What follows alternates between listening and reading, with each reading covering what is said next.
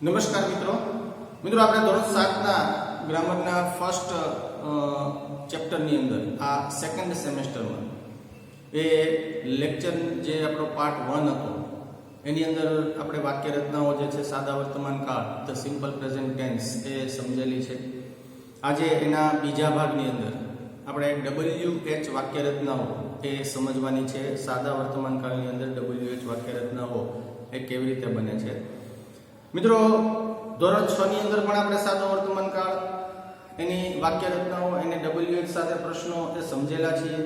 7મા ધોરણની અંદર પણ એ આપણા સિલેબસમાં છે। એવી જ રીતે આગળના દરેક ધોરણની અંદર પણ એ આપણા અભ્યાસક્રમની અંદર એક અભ્યાસક્રમનો એક ભાગ બની અને આ કાળ રહેતો હોય છે।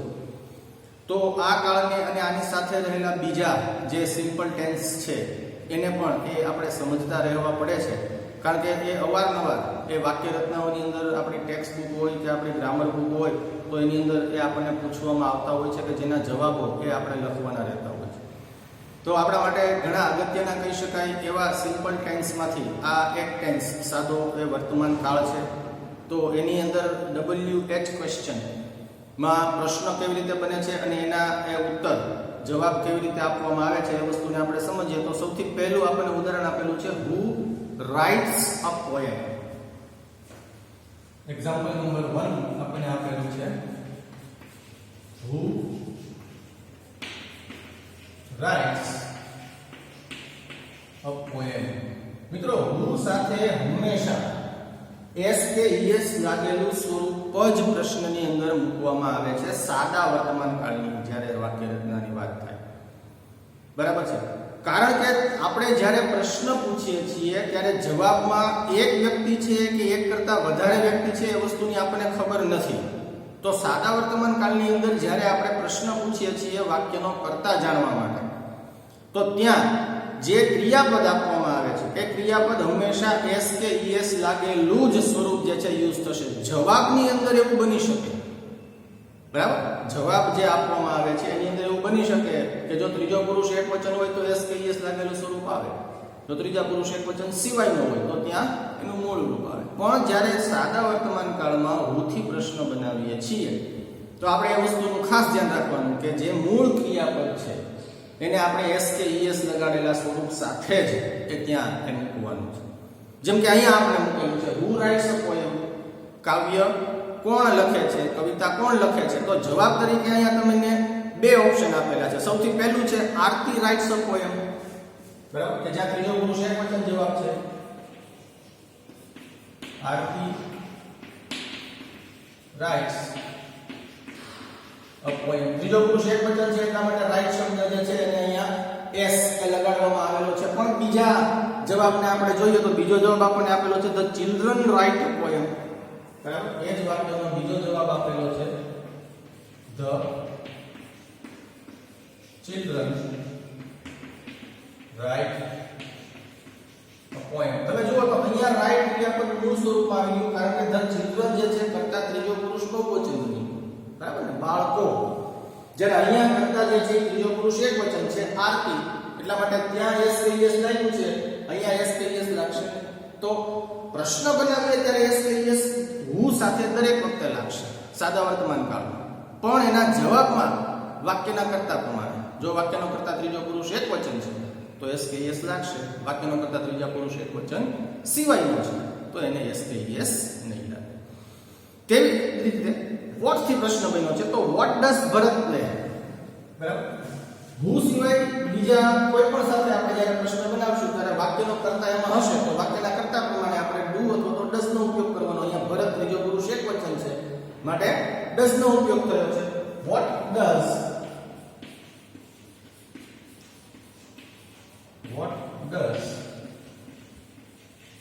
ભરત પ્લે, બરાબર, ભરત ત્રીજો પુરુષ એકવચન છે માટે does શબ્દ જે છે એનો ઉપયોગ થયો છે, બરાબર।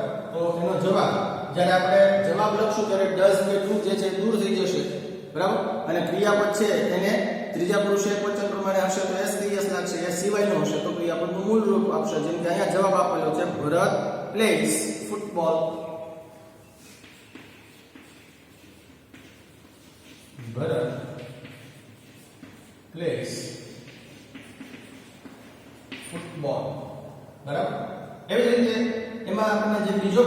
આપેલો છે કે જે વાક્યનો કરતા ત્રીજા પુરુષ એકવચન સિવાયનો છે. What do the boys learn? What do the boys learn? બરાબર, છોકરાઓ શું શીખે છે? બરાબર, તો ધ બોયઝ ત્રીજો પુરુષ એકવચન છે માટે ડુ ક્રિયાપદ જે છે એ સહાયકારક તરીકે લેવામાં આવેલું છે. ક્રિયાપદનું અહીંયા મૂળ રૂપ, બરાબર, જો કે પ્રશ્ન વાક્ય બનાવીએ ત્યારે ડુ કે ડઝ બેમાંથી કોઈ પણ સાથે ક્રિયાપદનું મૂળ રૂપ જ આવે છે. જ્યારે એનો જવાબ બનાવીએ છીએ ત્યારે મૂળ ક્રિયાપદ જે છે એને આપણે એસ કે ઈએસ લગાડીએ છીએ, એ વાક્યના કર્તાને અનુરૂપ જે છે એ મૂકવામાં આવે છે. તો what do the boys learn? બરાબર, છોકરાઓ શું શીખે છે? તો જવાબ આપણને છે ધ બોયઝ લર્ન સંસ્કૃત. જવાબ આપણને આપેલો છે ધ બોયઝ લર્ન સંસ્કૃત. છોકરાઓ સંસ્કૃત શીખે છે, સંસ્કૃત ભણે છે. વેર થી પ્રશ્ન છે, where does Anil work? Anil ક્યાં કામ કરે છે? Where does Anil work? બરાબર, અનિલ ત્રીજો પુરુષ એકવચન છે માટે અહીંયા ડઝ શબ્દનો ઉપયોગ થયો છે. ડુ કે ડઝ જ્યારે ક્રિયાપદ તરીકે સહાયકારક ક્રિયાપદ તરીકે વાપરીએ છીએ ત્યારે મુખ્ય ક્રિયાપદ છે એના મૂળ રૂપમાં આવે છે. બરાબર, અનિલ ક્યાં કામ કરે છે? તો આપણને જવાબ આપેલો છે Anil works in a school. Anil શાળામાં કામ કરે છે. Anil works in a school. Anil શાળામાં કામ કરે છે. બરાબર, એવી જ રીતે ત્રીજા પુરુષ એકવચન સિવાય સાથે તો where do they leave? Where do they leave? તેઓ ક્યાં રહે છે? બરાબર, તો જવાબ છે they live in Rajkot. They live in Rajkot. તેઓ રાજકોટમાં એ રહે છે. બરાબર છે. અહીંયા ત્રીજા પુરુષ એકવચન સાથે એ સિવાયના એ સાથે પણ WH જે છે એનો યુઝ કરવામાં આવેલો છે. ત્યાર પછી ચોથું વાક્ય આપણને આપેલું છે કે જેમાં ત્રીજા પુરુષ એકવચન સાથે એ પહેલો પ્રશ્ન બનાવેલો છે. When does Rekha come home? When does Rekha come home? બરાબર, સમય આપણને જાણ છે કે આપણે જ્યારે when થી પ્રશ્ન બનાવીએ ત્યારે આપણને એ જવાબ એ સમય તરીકે મળે છે. રેખા ક્યારે ઘરે આવે છે? સમય જાણવા માટે થઈને પ્રશ્ન પૂછાયો છે તો જવાબ રેખા comes home at 5 o'clock. Rekha comes home at 5 o'clock. રેખા 5 વાગે એ ઘરે આવે છે. બરાબર છે. એવી રીતે ત્રીજા પુરુષ એકવચન સિવાયમાં આપણને એક પ્રશ્ન જે છે એમાં આપવામાં આવેલો છે. When do the children go to school? When do the children go to school? When do the children go to school? બરાબર, તો જવાબ છે the children go to school at 7 a.m. The children go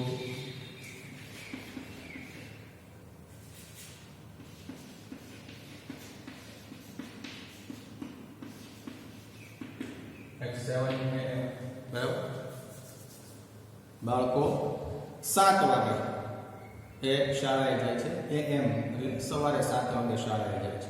તો અહીંયા મિત્રો આપણે WH questions થી જે વાક્યો એ તૈયાર કરવામાં આવે છે એ વસ્તુને સમજીએ. ગયા લેક્ચરમાં આપણે ડુ ડઝ થી વાક્ય રચનાઓ જે છે એને સમજીતી અત્યારે એનું એકાદ બે ઉદાહરણ આપણને અહીંયા આપવામાં આવેલા છે એ આપણે જોઈએ તો ઉદાહરણ નંબર 5 આપણને ડઝ થી અને ડુ થી વાક્યો કેવી રીતે બને છે એ આપવામાં આવેલા છે જેમ કે does Raj play chess does Raj play chess બરાબર શું રાજ ચેસ રમે છે તો એનો જવાબ yes he place chess yes he place chess બરાબર હકારમાં આ લાંબો જવાબ થયો આ જ જવાબને આપણે શોર્ટમાં આપવો હોય તો yes he does yes he does બંને જવાબ હકારમાં છે એક હકારમાં લાંબો આન્સર છે એક હકારમાં ટૂંકો આન્સર બરાબર એવી જ રીતે આના જો નકાર આપણે જવાબ આપવો હોય તો એ પણ બે પ્રકારમાં બનશે નકારમાં લોંગ આન્સર અને નકારની અંદર શોર્ટ આન્સર તો નકારમાં લોંગ આન્સર બનશે no he does not play chess no he doesn't play chess બરાબર એવી રીતે એ જવાબને જ્યારે નકારમાં શોર્ટ આન્સર આપીએ તો નો he doesn't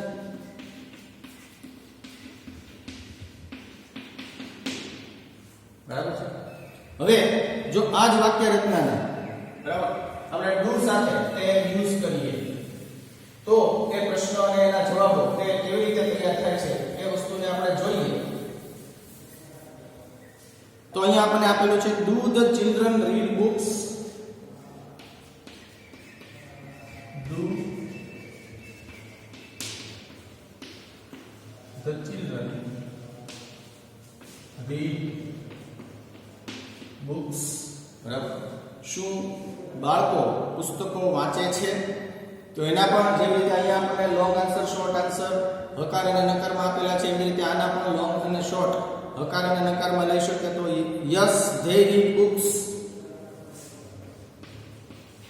yes they read books બરાબર એવી રીતે યસ they do બરાબર હકારમાં લાંબો અને ટૂંકો બંને જવાબ અપાયા યસ they read books હા તેઓ પુસ્તકો વાંચે છે અને યસ they do એટલે હા વાંચે છે બરાબર એવા અર્થમાં એવી જ રીતે નકારની અંદર તો નકારમાં આપણે જવાબ આપશું તો જવાબ બનશે નો they don't read books don't શબ્દ જે છે ડુ નોટ જેવી રીતે ડઝન્ટ શબ્દ છે એ ડઝ નોટ શબ્દનું શોર્ટ ફોર્મ છે એવી રીતે ટૂંકો જવાબ તો નો ધે ડોન્ટ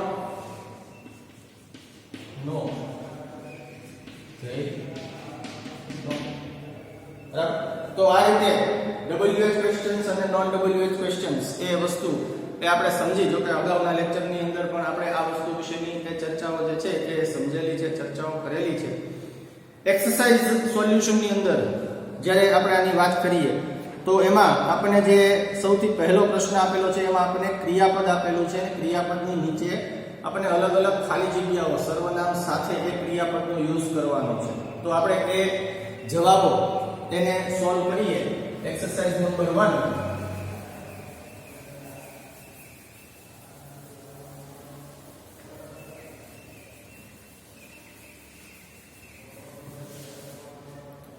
તો એમાં સૌથી પહેલા આપણને રીડ એ ક્રિયાપદ આપવામાં આવેલું છે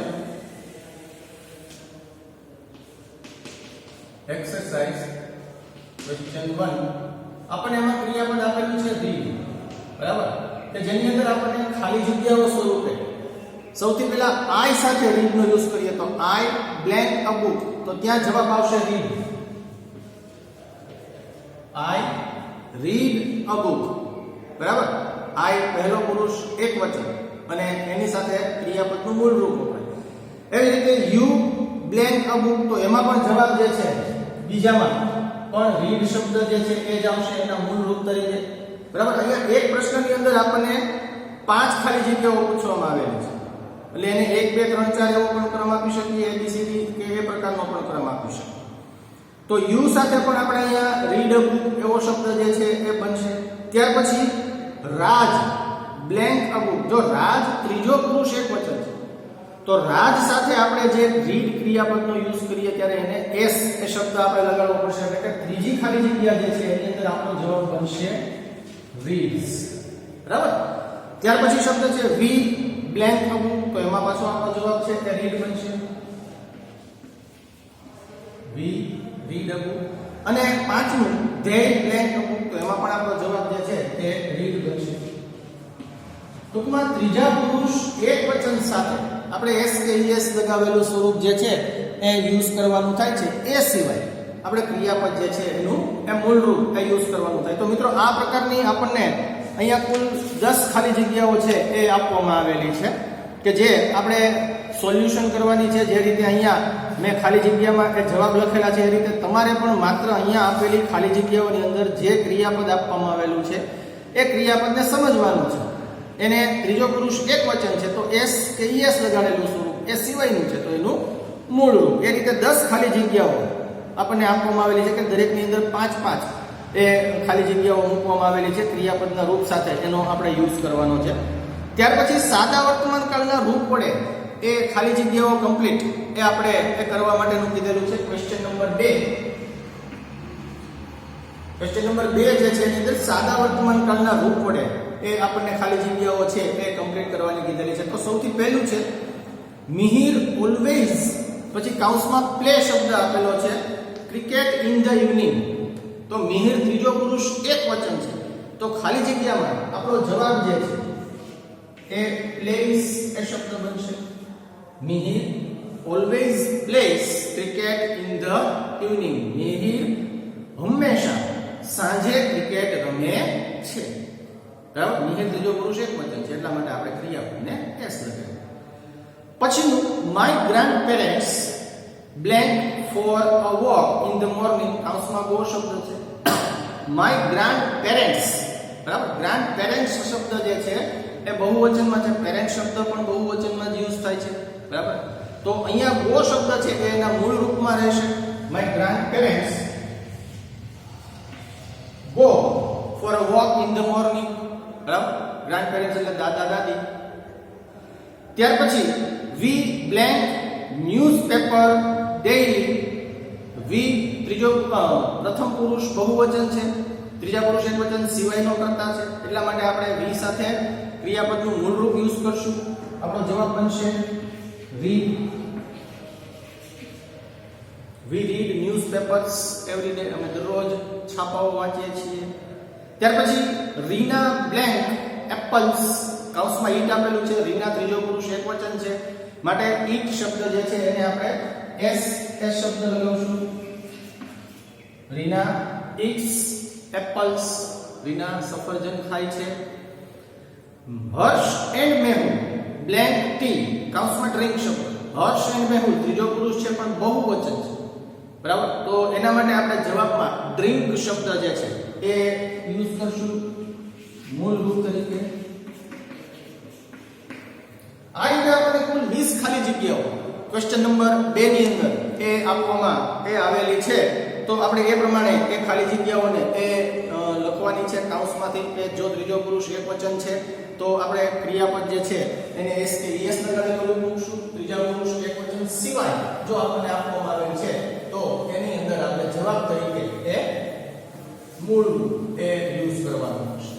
ત્યાર પછી આપણને જે ખાલી જગ્યાઓ આપવામાં આવેલી છે કે જેની અંદર કૌંસમાં આપેલા બેમાંથી કોઈ એક શબ્દ જે છે એ આપણે સિલેક્ટ કરવાનો છે. Question number 3. બરાબર. ક્વેશ્ચન નંબર 3 ની અંદર આપણે આ રીતે જવાબ લખવાના છે. ધ અર્થ કૌંસમાં બે શબ્દો છે ઓલવેઝ અને નેવર. પછી પાછી બ્લેન્ક છે રાઉન્ડ ધ સન. પૃથ્વી હંમેશા સૂર્યની આસપાસ ફરે છે. આપણને વસ્તુનો ખ્યાલ છે. બરાબર. તો ઓલવેઝ એટલે હંમેશા અને નેવર એટલે કદી પણ નહીં. બરાબર. તો પ્રથમ ખાલી જગ્યા છે અર્થ પછીની એમાં આપણે ઓલવેઝ શબ્દ. બરાબર. ક્વેશ્ચન નંબર 3 એનું ફર્સ્ટ એમાં જે બે ખાલી જગ્યા આપેલી છે એમાં પહેલી ખાલી જગ્યામાં આપણો જવાબ આવશે ઓલવેઝ. બરાબર. બીજી ખાલી જગ્યા જે આપણને આપવામાં આવેલી છે એની અંદર આપણો જવાબ આવશે goes. બરાબર. The earth always goes round the sun. પૃથ્વી હંમેશા સૂર્યની આસપાસ ફરે છે. એવી જ રીતે બીજું, ધ મૂન કૌંસમાં સમટાઈમ્સ અને ઓલવેઝ, બરાબર, ક્યારેક ક્યારેક અથવા તો હંમેશા. એટ નાઇટ કૌંસમાં જે શાઇન અને શાઇન્સ એવા બે શબ્દો જે છે આપવામાં આવેલા છે. તો ચંદ્ર જે છે એ હંમેશા રાત્રે જ પ્રકાશે છે, ક્યારેય ચંદ્ર છે એ દિવસે પ્રકાશતો નથી, બરાબર. તો ધ મૂન પ્રથમ ખાલી જગ્યામાં આપણે ઓલવેઝ લખશું, બરાબર, અને બીજી ખાલી જગ્યા છે એમાં shines. The moon always shines at night, બરાબર, ચંદ્ર હંમેશા રાત્રે જ પ્રકાશે છે, બરાબર. ત્યાર પછી ધ ચિલ્ડ્રન ઓલવેઝ અને નેવર, હંમેશા અથવા તો કદી પણ નહીં, બ્લેન્ક લાઇક અથવા તો likes to seat in the house, બાળકોને હંમેશા ઘરમાં બેસવું ગમે છે કે બાળકોને ક્યારેય પણ ઘરમાં બેસવું ગમતું નથી, બરાબર. તો બાળકોને ક્યારેય પણ ઘરમાં બેસી રહેવું ગમતું નથી, એમને રમવા જવું હોય છે, અને ખાસ બહાર, બરાબર ને, ગ્રાઉન્ડ મેદાનની અંદર કે ગાર્ડનમાં અથવા તો બીજી કોઈ જગ્યા પર ઘરની અંદર રહી અને એમને રમવું જે છે ગમતું નથી, ઘરમાં રહેવું એ ગમતું નથી. તો અહીંયા ત્રીજો જે આપણને પેરેગ્રાફ આપવામાં આવેલો છે ખાલી જગ્યા સ્વરૂપે, એમાં પ્રથમ ખાલી જગ્યા છે એમાં આપણે નેવર જવાબ લખશું, અને બીજી ખાલી જગ્યા છે એમાં લાઈક, બરાબર, કારણ કે બાળકો એવો શબ્દ જે છે એ આપણને આપવામાં આવેલો છે. ત્યાર પછી ક્વેશ્ચન નંબર 4 કે જેની અંદર આપણે WH એ પ્રશ્નાર્થક સર્વનામનો યુઝ કરી અને ખાલી જગ્યાઓ જે છે કમ્પ્લીટ કરવાની એ કહેવામાં આવેલી છે. ઉપર આપણને 4 કૌંસની અંદર 4 WH સર્વનામો આપવામાં આવેલા છે, who, what, where અને when. આ 4 ની જ્યાં જ્યાં યુઝ થઈ શકે, ઘણી બધી વખત એવો જવાબ પણ છે કે જ્યાં એક જ વાક્યમાં તમે બે આવા પ્રકારના જે સર્વનામો છે WH એનો યુઝ કરી શકશો, બરાબર. તો પહેલું વાક્ય, blank do you go to play in the garden, તો બગીચામાં તમે ક્યારે રમવા જાઓ છો, બરાબર ને. તો સમય દર્શાવવા માટે થઈને, એટલે કે ચોથા પ્રશ્નની અંદર ક્વેશ્ચન નંબર 4 એનો પહેલો આન્સર જે છે એમાં આપણે જવાબ લખશું when, બરાબર. તમે બગીચામાં ક્યારે રમવા જાઓ છો, તો એમાં who, what કે where એ જવાબ નહીં આવે, બરાબર. ત્યાં આપણે when જવાબ એ લખવો પડશે. ત્યાર પછી જે બીજી ખાલી જગ્યા આપેલી છે કે જેની અંદર does your father work, તો ત્યાં તમે બે ઓપ્શન એ જવાબમાં આપી શકો છો, where does your father work અને when does your father work. તમારા પિતા ક્યાં કામ કરે છે અને ક્યારે કામ કરે છે, બરાબર, સમય જાણવા માટે પણ અને સ્થળ જાણવા માટે પણ. તો બીજી જે ખાલી જગ્યા છે એની અંદર આપણો જવાબ તરીકે બે શબ્દો આપણે લખી શકીએ, where અને when, બરાબર છે. ત્યાર પછી ત્રીજું, blank brings letters, તો ત્યાં આપણે માત્ર એક જ જવાબ આપી શકીએ છીએ, who brings letters, બરાબર. પત્રો કોણ લાવે છે, તો આપણો જવાબ જે ત્રીજો છે એની અંદર આપણે who શબ્દ જે છે એ જવાબ તરીકે લખીએ છીએ, who brings letters. તો એવી રીતે આ WH ક્વેશ્ચન્સ ની ખાલી જગ્યાઓ જે બાકી રહે છે એ આપણે જાતે ફિલ અપ કરવાની છે.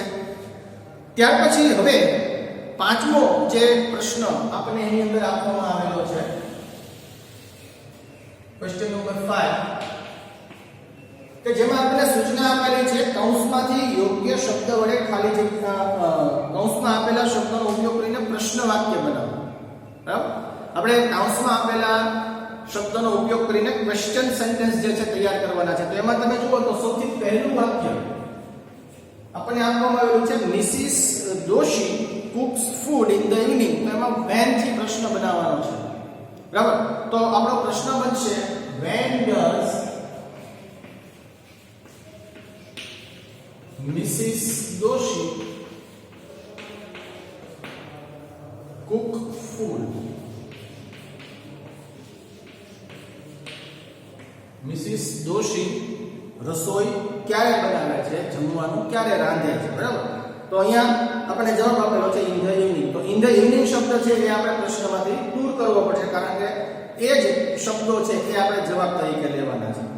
બીજું છે they enjoy Hindi movies.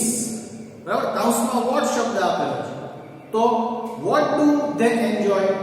બીજો પ્રશ્ન આપણો બનશે what do they enjoy? બરાબર, તેઓએ શેનો આનંદ લીધો, શેની મજા લીધી? બરાબર, તો જવાબ છે હિન્દી મૂવીઝ, તેઓ હિન્દી ફિલ્મ જોઈ. બરાબર, ત્યાર પછી છે Krishna's uncle works in a factory. બરાબર, તો સ્થળ જાણવા માટે વેર, ક્યાં કૃષ્ણના કાકા ક્યાં કામ કરે છે, તો આપણો પ્રશ્ન બનશે વેર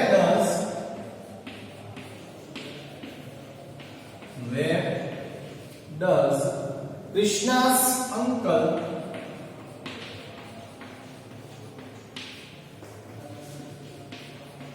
વર્ક,